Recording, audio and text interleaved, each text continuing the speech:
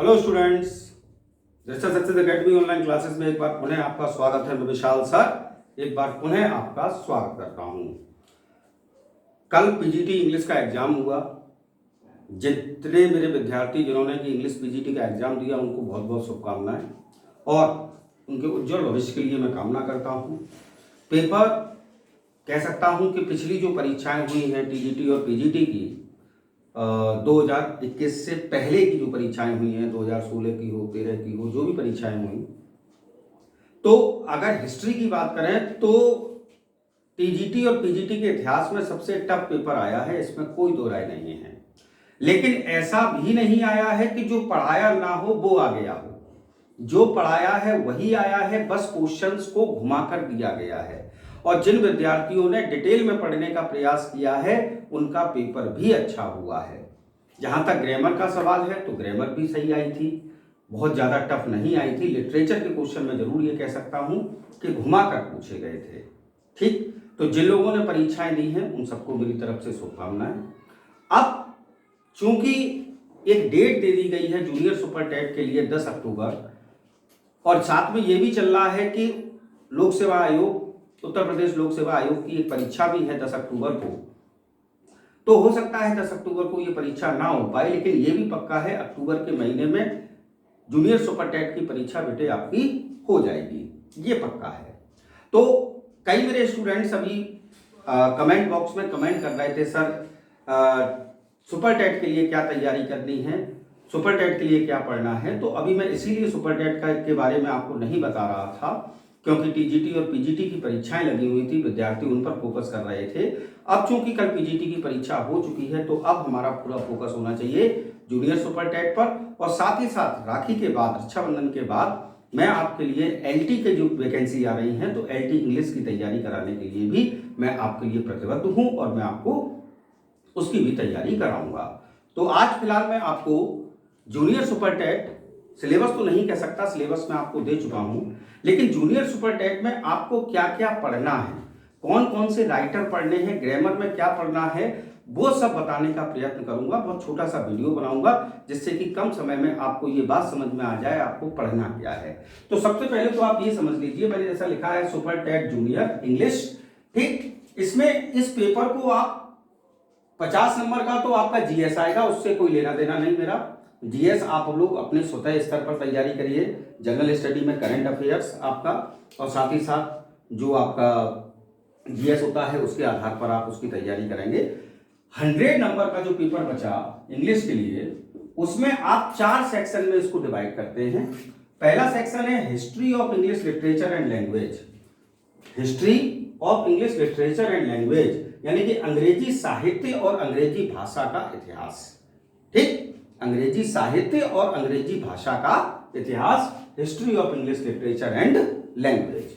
बेटा दूसरा आपका आता है writers general introduction and their work.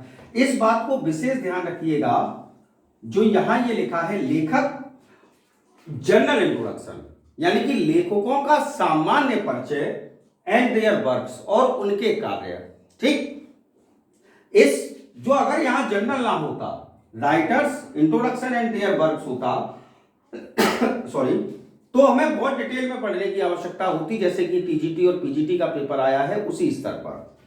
लेकिन चूंकि इसमें शब्द आया है जनरल, जनरल का मतलब सामान्य, सामान्य उनका परिचय और उनके वर्क। सामान्य परिचय में यानी कि जो राइटर्स हैं उनकी बायोग्राफी आपको पढ़नी है, ठीक, उनके जीवन के बारे में, मृत्यु के बारे में, उनके वर्क्स के नाम, कब किसका पब्लिकेशन हुआ, वो सब इसके अंतर्गत आपको पढ़ने को मिलेगा, जो कि मैं आपको एक एक राइटर से, हालांकि मैं करा चुका हूं लेकिन पुनः एक नई सीरीज लेकर मैं आपके लिए प्रयत्न करूंगा, डेली आऊं, ग्रामर और लिटरेचर दोनों का। ठीक है ना सर। तो writer general introduction and there works, उसके बाद आता है आपका ग्रामर सेक्शन थर्ड। तो history of English literature and language 25 number 25 number, writers general introduction and there works 25 number, grammar यानी कि व्याकरण, व्याकरण भी आपका कितना का 25 मार्क्स का, और अनसीन पैसेज कॉम्प्रिहेंशन ये भी आपका कितने का 25 मार्क्स का। तो इस हिसाब से आपका 100 मार्क्स का ये पेपर जो मतलब 150 मार्क्स का पेपर होगा, जिसमें 50 नंबर आपका जीएस के लिए चला जाएगा और 100 नंबर में जो इंग्लिश की तैयारी कर रहे हैं उनके लिए 4 सेक्शन में ये पेपर डिवाइड होगा। अब हम लोग एक एक के बारे में बात करते हैं। सबसे पहले जैसे मैंने पॉइंट लिखा है history of English literature and language, तो इसमें आपको क्या पढ़ना है वो जरा समझिए। जब हम history of English literature and language की बात करते हैं तो चौसेरियन एज से लेकर पोस्ट मॉडर्न एज तक आपको अध्ययन करना है। चौसेरियन एज हम कहते हैं इसको 14th सेंचुरी, और 14th सेंचुरी से लेकर टिल डेट, यानी कि आज जब मैं ये वीडियो बना रहा हूं तब तक, ठीक, तो इसको हम कहेंगे history of English literature and language के अंतर्गत चौसेरियन एज से लेकर पोस्ट मॉडर्न एज तक। अब इसमें पढ़ना क्या पड़ेगा आपको? पढ़ना ये पड़ेगा, उन्होंने कहा कि पोस्ट, जैसे कि चौसेरियन एज कब से लेकर कब तक चला, उसके बाद उन्होंने कहा 15th सेंचुरी का नाम क्या है, फिर आ गया उन्होंने 16th सेंचुरी में कौन सा एज आया, 17th सेंचुरी में कौन कौन से एजेस आए, 18th सेंचुरी में कौन कौन से एजेस हुए, 19th सेंचुरी में कौन कौन से एजेस हुए, उन एजेस में कौन कौन से प्रमुख लेखक हुए, ठीक है ना। इन सब के बारे में एक जनरल इंट्रोडक्शन आपको पढ़ना है। मैं आपको इन सभी चौसेरियन एज से लेकर पोस्ट मॉडर्न एज तक के सभी जो हिस्ट्री ऑफ इंग्लिश लिटरेचर की बात मैं जब करता हूं तो जितने भी आपके एजेस हुए हैं 64 एज से लेकर पोस्ट मॉडर्न एज तक, उन सबको मैं आपको डिटेल में पढ़ाऊंगा। उनमें कौन कौन से प्रमुख पोइट हुए, कौन कौन से प्रमुख ड्रामेटिस्ट हुए, कौन कौन से प्रमुख एसेइस्ट हुए और नॉवेलिस्ट हुए, उनके बारे में भी मैं आपको डिटेल में बताने का प्रयत्न करूंगा अपनी तरफ से जो मैं कर सकता हूं। और मैं यहाँ ये भी बता देना चाहता हूं कि आपको इस क्लास के लिए कोई भी फीस नहीं देनी है। जूनियर सुपर टेट और एलटी के लिए मैं जो भी करूंगा आपके भले के लिए कर रहा हूं, ठीक। आप सिर्फ और सिर्फ मेरे वीडियोस का अध्ययन करें। किसी कोई क्यूरी हो, कोई भी प्रॉब्लम हो तो मेरा नंबर जो है वो आपको मिल जाएगा चैनल पर ही, उस पर आप मुझसे संपर्क कर सकते हैं। वो भी मैं आपको जो आपकी क्वेरी है उसको समाप्त करने का प्रयत्न करूंगा। तो ये आपका इसमें आएगा चौसेरियन एज से post modern age, history of English literature और लैंग्वेज में, ठीक। दूसरा बेटा आपका मैंने आपको लिखाया अभी कि दूसरा पॉइंट है आपका राइटर्स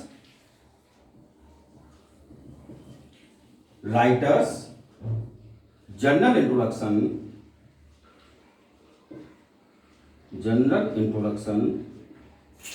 एंड देयर वर्क्स। एक आप लोगों की समस्या एक और होती है कि आप लोग क्वेश्चंस पर ज्यादा ध्यान देने का प्रयत्न करते हैं और डिटेल पढ़ने पर ध्यान नहीं देते। कल का जो पीजीटी का पेपर आया उसमें भी चाहे वो कीट्स हो, चाहे शैली हो, चाहे लैम्ब हो, चाहे वर्ड्सवर्थ हो, चाहे शेक्सपियर हो, उनमें उनके जीवन से कनेक्टेड जो पॉइंट्स आप मैंने लिखाए हैं, वीडियो दिए हैं, क्वेश्चन उसमें से ज्यादा पूछे गए हैं अपेक्षाकृत पिछली वर्ष की तुलना में, ठीक। तो यही इसी तरीके से पेपर, एक सिंपल पेपर भी टफ बन जाता है और जिसने उस चीज को डिटेल में पढ़ा है उसके लिए वो टफ पेपर भी सिंपल बन जाता है। और इससे ज्यादा कुछ नहीं, कहीं वो आउट ऑफ सिलेबस नहीं देते। कीट्स वही रहेंगे, वर्ड्सवर्थ वही रहेंगे, शैली वही रहेंगे, उनके वर्क्स वही रहेंगे, उनकी पोएम्स वही रहेंगी, उनके ड्रामास वही रहेंगे, उसमें कोई चेंज नहीं होता। बस ये है कि स्ट्रेट पॉइंट ना करते हुए उन्होंने उसके अंदर से क्वेश्चन बनाने का प्रयत्न किया है। Writer general introduction and their work, तो मुख्य बात आपको राइटर्स कौन कौन से पढ़ने हैं। सबसे पहले मैं बात करता हूं ब्रिटिश राइटर्स की, ब्रिटिश इंग्लिश राइटर्स। शुरुआत करता हूं विलियम शेक्सपियर। ये आपको अध्ययन करने हैं, इनका जीवन परिचय, इनके प्रमुख वर्क्स, चाहे वो पोइट्री संबंधित हो, चाहे आपका ड्रामास हो। उसके बाद आपको जॉन मिल्टन साहब का अध्ययन करिए। मिल्टन के बाद वर्ड्सवर्थ साहब, शैली साहब, कीट्स, ठीक है ना। कीट्स के बाद आपके आ गए लैम्ब, चार्ल्स लैम्ब, ठीक है साहब। चार्ल्स लैम्ब के बाद आ गए चार्ल्स डिकेंस, ठीक। चार्ल्स डिकेंस के बाद आ गए टेनिसन साहब आपके। टेनिसन के बाद आ गए हार्डी साहब, Thomas Hardy, T S Eliot, ये तो आपके हो गए ब्रिटिश इंग्लिश राइटर्स, ठीक, जिनके बारे में आपको जनरल इंट्रोडक्शन भी पढ़ना है, उनके वर्क्स भी पढ़ने हैं। नाम सुन लीजिए फिर से। William Shakespeare, John Milton, William Wordsworth, TB. Shelley, John Keats, Charles Lamb, Charles Dickens, Tennyson, Hardy और टी.एस. इलियट, लगभग वही राइटर जो आपके पीजीटी में है। क्लियर। अब हम लोग इंडियन राइटर्स की बात कर लेते हैं। विशेष ध्यान से आप इसका स्क्रीनशॉट ले लें, जो भी कुछ कर लें, आप पेपर देकर आएंगे जूनियर सुपर टेट का, तो आपको इसमें सब कुछ मिलेगा जो मैं लिखवा रहा हूं, बिगाड़ दे रहा हूं मैं यहां। अगर जब मैं इंडियन राइटर्स की बात करता हूं तो इंडियन राइटर्स में आपको जो प्रमुख राइटर्स पढ़ने हैं उनमें आपके नाम हैं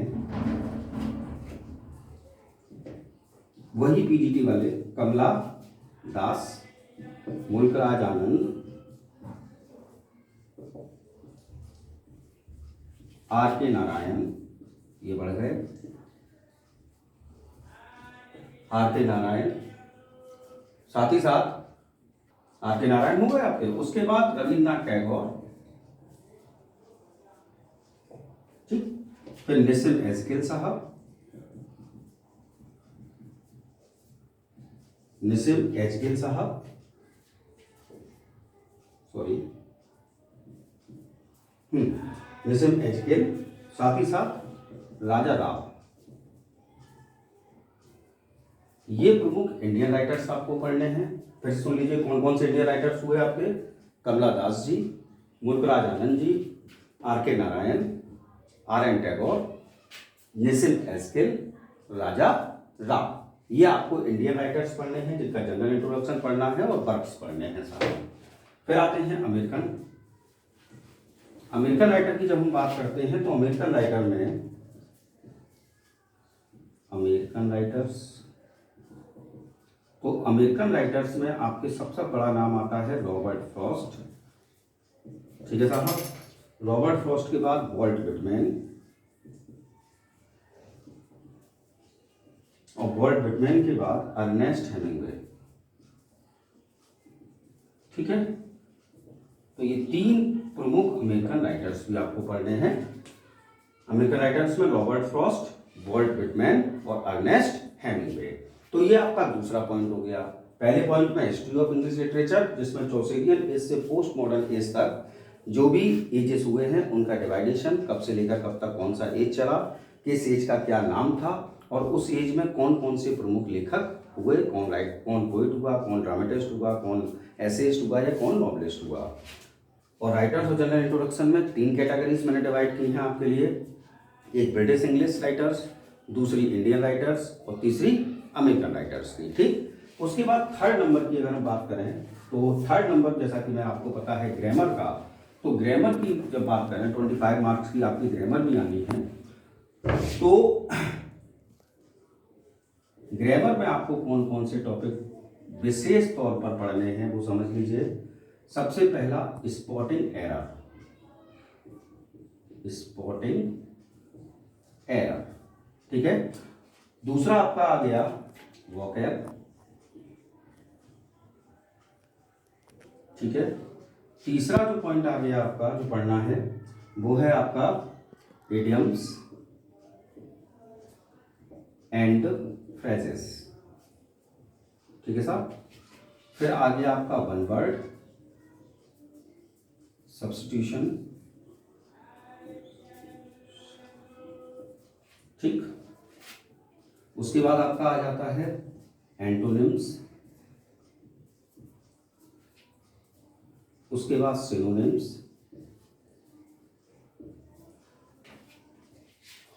फिर उसके बाद आ गया आपका वन वर्ड हो गया, इडियम्स एंड फ्रेजेस हो गए, वन वर्ड हो गया, एंटोनिम्स हो गया, सिनोनिम्स हो गया, ठीक है साहब।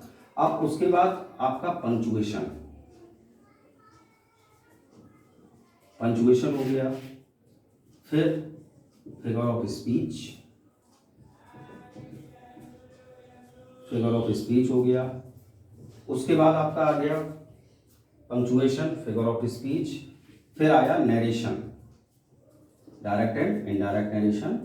उसके बाद वॉइस यानी कि active and passive voice, clear. और लास्ट जो है वो होगा आपका टेंस एंड इट्स यूजेस, यानी कि टेंस और उनके प्रयोग। तो ग्रामर में जो आपका ग्रामर सेक्शन है उसमें जो आपको पढ़ना है वो है spotting error, vocabulary, idioms and phrases, one word substitution, antonyms, synonyms, punctuation, figure of speech, narration, voice, tense and its uses, और चौथा जो है वो आपको पता ही है आपका अनसीन पैसेज, ठीक है ना। तो